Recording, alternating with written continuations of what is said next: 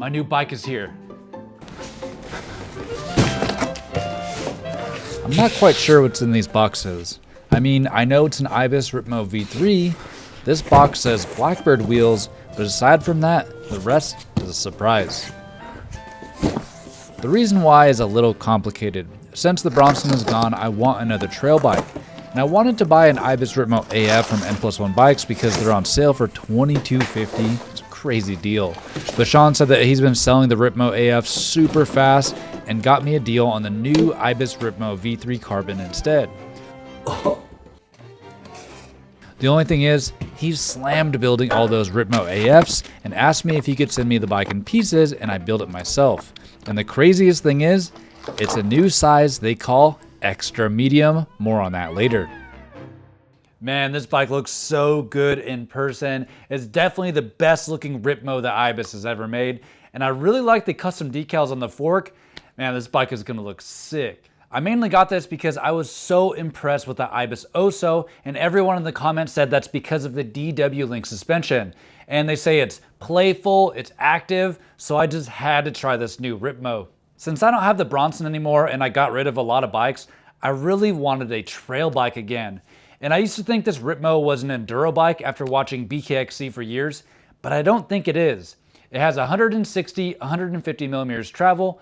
It can be a 29er or mullet if you do the flip chip. It has a 64.5 degree head tube angle, 76.5 degree seat tube angle, and let's talk about the size extra medium. So I am the cursed height of 5'9", and I say it's cursed not because I'm short, I like my height, but I'm right in the middle of medium and large on basically every bike. And then with the Ibis Oso e-bike, the gap between medium and large when you looked at the reach was huge. So with this new Ripmo V3, they came out with an extra medium to fill that gap, and this one has a 478 millimeter reach, which is almost what I'd consider a large, but not quite. Now, I really like a 460 millimeter reach. I basically went off the Ibis site that says extra medium is for 5'8" to 6 foot, so I hope this thing fits me, but I'm excited. Let's get this build started. I know I recently tried an Ibis Oso, but I'm pretty unfamiliar with the brand, so I looked it up. To my surprise, Ibis Bikes is a pioneer brand in mountain biking, started in 1981 in Northern California.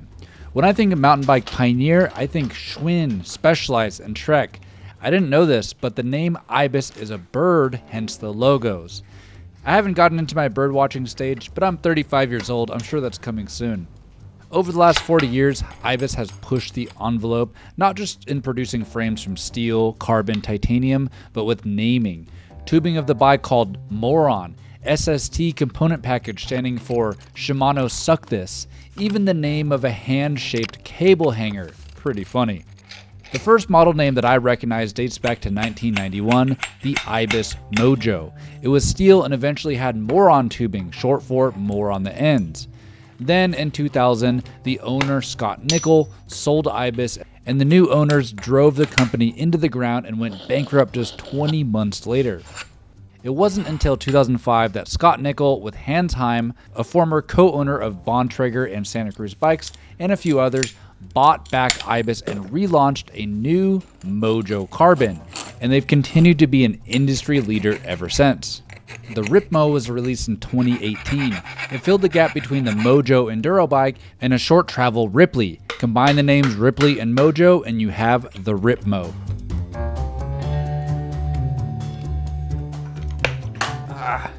Oh, and check out these Blackbird bars. The bar ends are removable. With the ends on, they're 800 millimeters wide. I asked N+1 Bikes if they sell different sizes, and they just said you cut the removable bar end. So I did that off camera down to 760 millimeters, my favorite width for bars. Let me know if you tried 760s. All right, it's coming along. Got some colored accents here. N+1 Bikes sells these for Ibis for just a couple bucks. I dig it, it'll match my pedals. But he also sent me something that's a huge selling point for this bike. So Ibis has a Ripmo and a Ripley. And the Ripley is a short travel trail bike.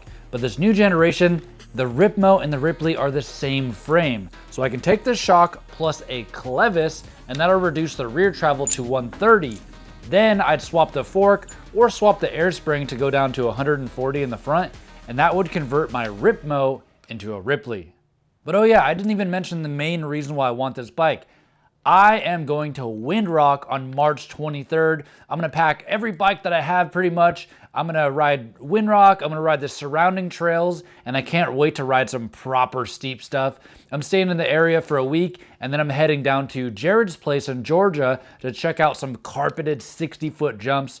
So if you have any trail recommendations in Tennessee, let me know in the comments. So next up is the drivetrain, and I had my choice of, to go electronic, top tier spec on this bike, but I wanted to go mid tier and then I can decide to do upgrades down the line if I want to.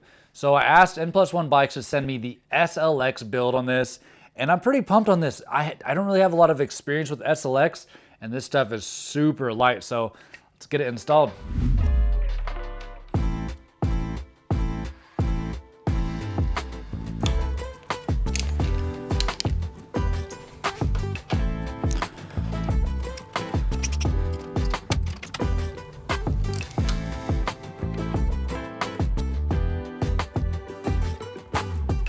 I ran into my first issue with this build, the dang crank spacers.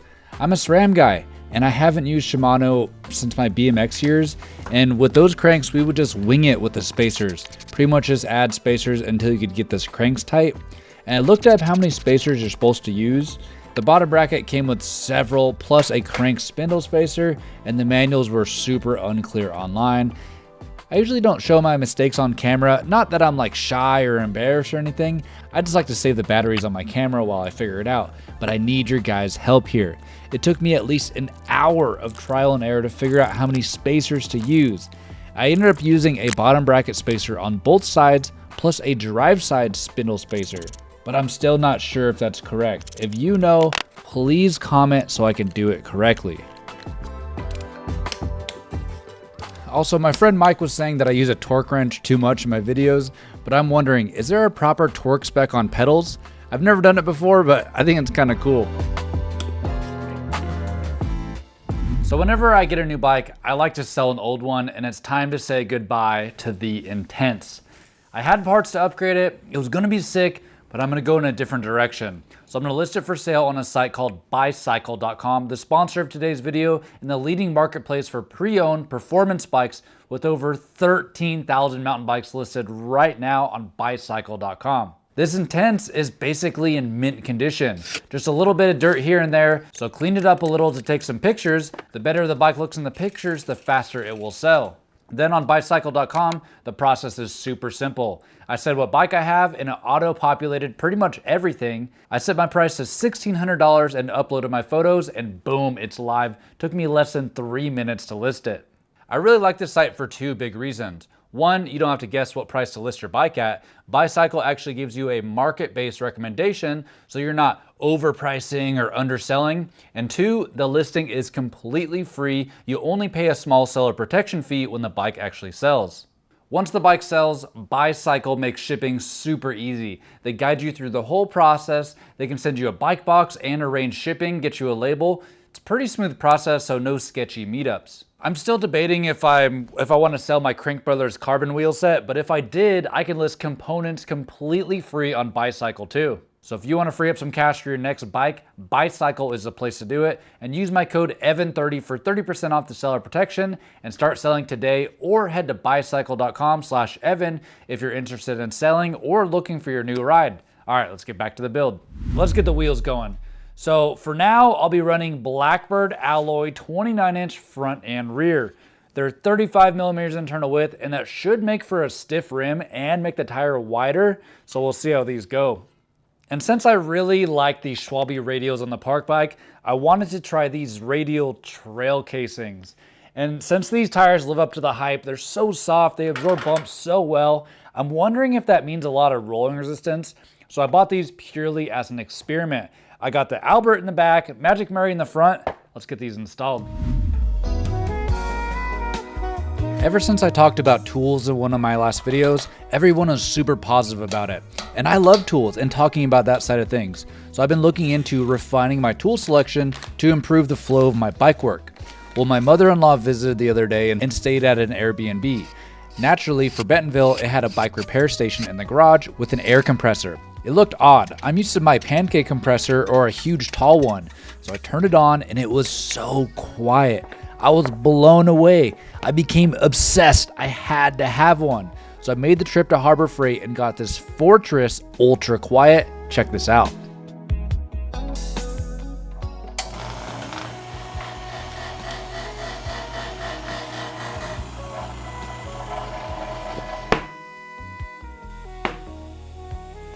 I maybe should have bought the 4-gallon instead of the 2-gallon, but now I can use my air compressor anytime and not have to worry about waking up my whole house. It's a huge win.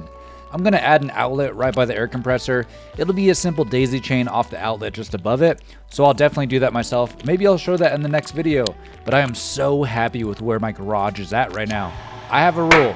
Only add things for quality and necessity, and I'm always open to recommendations on how to make my garage shop function better. So if you have any ideas, let me know in the comments.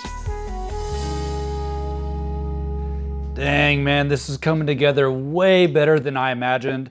And the max tire size says 2.5 inch, and these tires barely have clearance with the frame, and any rocks that are stuck in the tire are definitely going to be hitting the frame, but oh well. The final parts to tie this together are my new favorite brakes, Hayes Dominion. It's so hard to show these brakes, the hose is fighting me. There you go. I use these on my park bike build with 200mm rotors front and rear at Spider Mountain, and I was blown away by how powerful they were. It didn't matter how steep the trail was, I could come to a stop, and that's all I really want in brakes. And these brakes are actually pretty affordable right now. They're on sale, $369 for the set front and rear with rotors, or $339 without rotors. But I was talking to Sean, the owner of N+1 Bikes, and I was like, come on, hook my audience up. So he made me a code EVAN11. If you use that code, you get 11% off site-wide at n1bikes.com. I think some restrictions apply, but I was super pumped to get that code for you guys and save you guys some money. But all right, let's wrap up this build.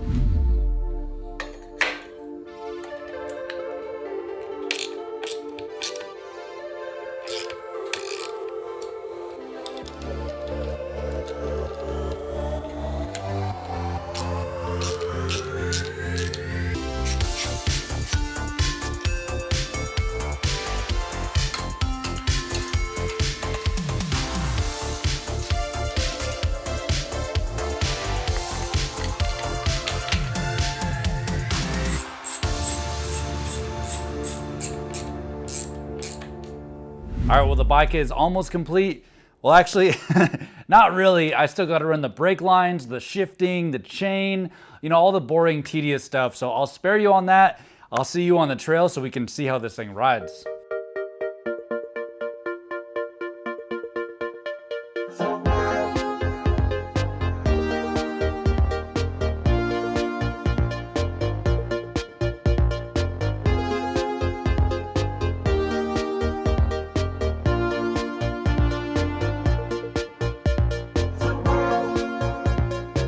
So I didn't want to guess what the weight of the bike was going to be after finding out the tires are almost 1,200 grams, the super wide aluminum rims, but to my surprise, this bike weighs 34.5 pounds. I also swapped the grips to these green ergon grips, and man, the color matches so perfectly.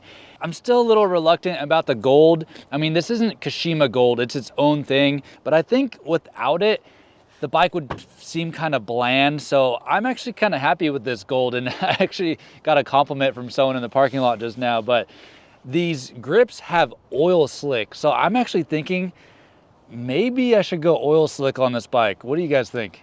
But I purposely don't watch review videos on bikes, so I really don't know anything about this Ibis Ripmo. I think I saw one Instagram reel, and the only thing the guy was talking about is the down tube storage. And this is my 5th bike that I've had with down tube storage, and I just don't care about them. I don't open them. I don't put food in there because it would go rotten. And if they're making the frames beefier and heavier just to accommodate the storage, well, I don't think that's a good idea. I'd rather have a lighter frame that rides well. But today I'm at Hand Cut Hollow, mixing it up a little bit from the regular trails in Bentonville. And I really like this place because it's a little bit more spicy, it's a little bigger stuff here, and I want to know some questions about this bike, like, does it climb well? Are these really soft radial tires like causing a lot of drag? And is this extra medium the right size? And I want to know if this bike is good at hitting like the little side hits on single track. And the most important question, can this bike do it all and be a good jumper? Let's go find out. So my very first impressions with climbing, I've only made it like 200 feet up this climb. And this bike feels very upright and very tall, but I don't think the upright riding position is because of the seat post angle. This one's 76.5 degrees. And if I compare it to the Trek Slash, that one had like a 78 degree seat tube angle, and your body, your torso was like perfectly 90 degrees from the ground. And I did not like that. And the last bike I rode was the Intense 951 Trail, which is pretty similar travel wise. And that bike didn't feel this high up. So I'm already having my doubts that this bike should be a mullet, especially with that tire clearance.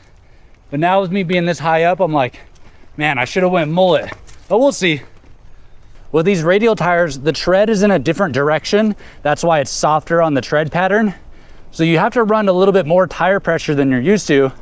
And I already had to go back to the car and do that. So I'm running like 26 in the back, 23 in the front. And man, these tires are so soft, but I'm not noticing any like drag or anything. I'm just noticing just softness. It's so great. All right, made it to the top, and I'm just gonna say it, this bike climbs well. Usually that climb feels like it takes forever, but I'm not winded at all. Like, that was easy, man. And maybe that's because it's a 29er. I'm used to mullets, but I set up the suspension based off Ibis's recommended settings. So a couple years ago, I used to think I was so good at setting up suspension, but anytime you try a new activity, there's something called a Dunning-Kruger effect. And now I just feel like I don't really know much about suspension setup anymore. So I went off Ibis's settings. It's more air pressure than I would usually run, but it's also more air tokens. Like, there's 2 air tokens in the fork, there's a 0.4 in the shock, and they had me do all the dials and everything. So it worked for the Oso. So let's hit this trail called My Hero Zero. It just opened back up, and they say it's pretty good, like intermediate trail. So see how it goes. Oh, and it looks like the jump trail is closed. So that's what I came out here for. Kind of sucks, but I think there's some jumps on this one. See how this one goes. They completely revamped this whole trail. Whoa.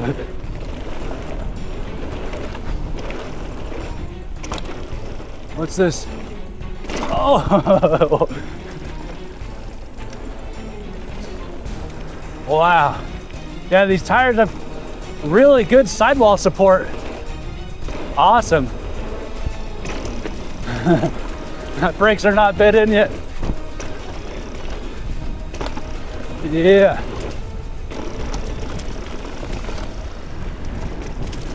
Yeah, if that's all the jump testing I have today, I'd say it jumps pretty well. Pretty supportive. Whereas the Intense was like blowing through the travel, and I don't know why. Yeah, a little tight switchback. Love it.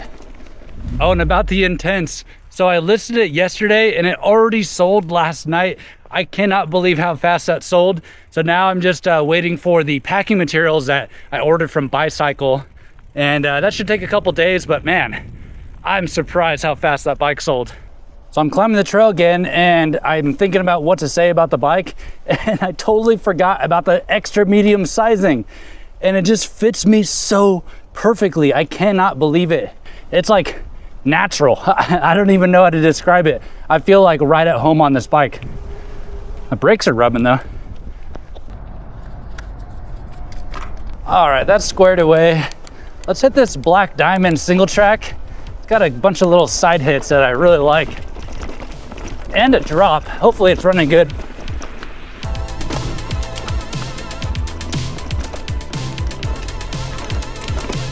Yeah. Yeah, the front end is super direct feeling. I don't feel like it's too slack or anything.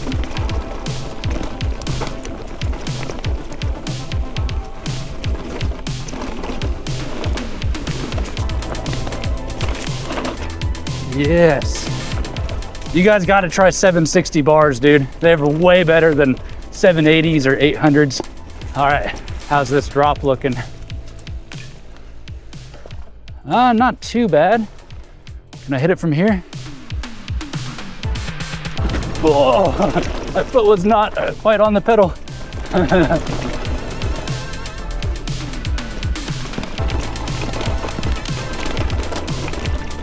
Yes.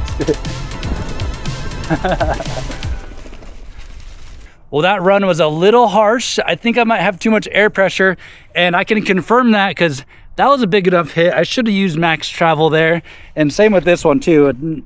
I have not hit max travel. So if I had an air pump, I'd be letting out air pressure right now, but I don't. But for the last trail in the video, they built up a natural like loamy style trail. It's pretty spicy. Let's go see how this does. All right, here we go. There's a new trail off to the side right here called Rushing Roulette. And the first time I went through this not long ago was with the Santa Cruz Bala, and I totally wiped out. So I gotta be careful, especially on a new bike where I don't trust it. Well, I don't know how much I can trust yet. Yeah. Oh, there's like whoops right here. Oh, I think they took some of them out. Oh, what's up?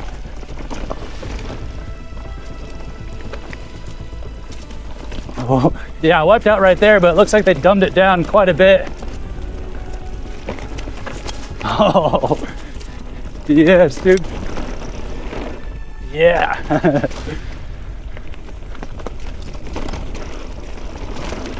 Wow. Well, that trail was either much harder the last time I went through there, or this bike is actually just so good. And with my minimal time on this bike, I'm not gonna pull your chain and lie to you and say like, oh yeah, this is the best bike ever, because there's still some kinks I gotta work out with the suspension setup. But it's good enough for me to say that this is gonna be my personal bike for a while. This isn't gonna be a raffle bike or anything like that. I'm gonna ride this for the rest of the year maybe. This is one of the few bikes that I don't think needs any kind of upgrades at all, but I'm so pumped on these green grips. So now I just want to color coordinate this whole bike. So let me know if you have any ideas on what kind of parts I should match on this bike. I haven't mentioned much about the price about this bike. So this is the SLX build. It retails for $56.99. And if you buy it from N+1 Bikes, mention me, they'll give you a $300 gift card. And then you can use my code EVAN11 on the site. But when I was a BMX little kid, all the pros had a signature build, and I've always wanted a signature build. And I mentioned it to Polygon. We were in talks about doing it for a while, but the talks kind of fizzled out. But now with this Ibis Ripmo, the Ripley, all that stuff, N+1 Bikes is considering making me a Saga edition or an Evan edition. So we're working out what parts to put on that build, and I don't know the prices yet, but it'll have Hayes Dominion brakes. It'll be this SLX build, I'm pretty sure. So stay tuned on that. Click the link in the description. And I wish I could ride a little bit more, but remember, my wife is very pregnant now. She's due in May, so she wants to take a nap. I got to get home and watch the kids. So it was nice getting out today. Thanks for joining me along on this ride, and I'll see you in the next one.